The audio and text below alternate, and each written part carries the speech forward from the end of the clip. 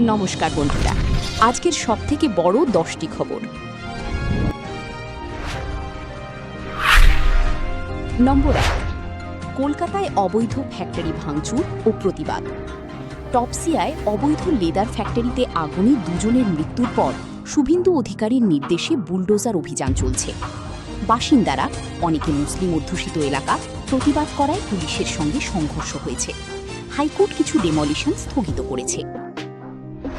নম্বর 2, নতুন বিজেপি সরকার গরুসহ সব পশু জবাইয়ের ওপর নিষেধাজ্ঞা। শুভেন্দু অধিকারী সরকার পাবলিক স্লটার, গরুসহ সব ধরনের পশু নিষিদ্ধ করেছে। লাইসেন্সড মার্কেট ছাড়া চলবে না, ফিট সার্টিফিকেট বাধ্যতামূলক। এটি বড় নীতিগত পরিবর্তন। নম্বর 3, রথীন্দ্র বসু বিধানসভার স্পিকার নির্বাচিত।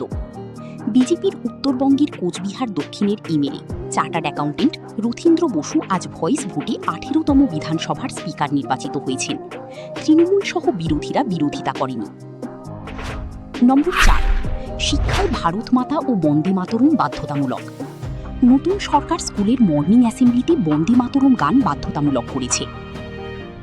নম্বর 5, সীমান্তে কাঁটাতার ও অনুপ্রবেশ রোধে কড়া অবস্থান। মুখ্যমন্ত্রী শুভেন্দু অধিকারী সীমান্তে কাঁটাতারের বেড়া তৈরির সিদ্ধান্ত নিয়েছেন।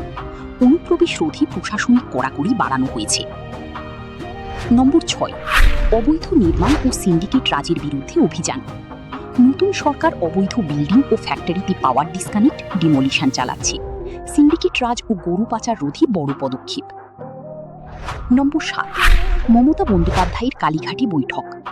পরাজিত তৃণমূল প্রার্থী ও জেলা নেতাদের নিয়ে মমতা আজ কালীঘাটে বৈঠক করছেন। দলের ভবিষ্যৎ কর্মপন্থা নিয়ে আলোচনা। নম্বর 8, আরজি কর মামলায় পদক্ষেপ ও পুরনো অফিসারদের বিরুদ্ধে অ্যাকশন। নতুন সরকার আরজি কর রেপ মার্ডার মামলায় পুলিশ অফিসারদের সাসপেন্ড করেছে। দুর্নীতি মামলায় সিবিআই তদন্ত চালু। নম্বর 9, নতুন সরকারের প্রথম দিকের অন্যান্য সিদ্ধান্ত।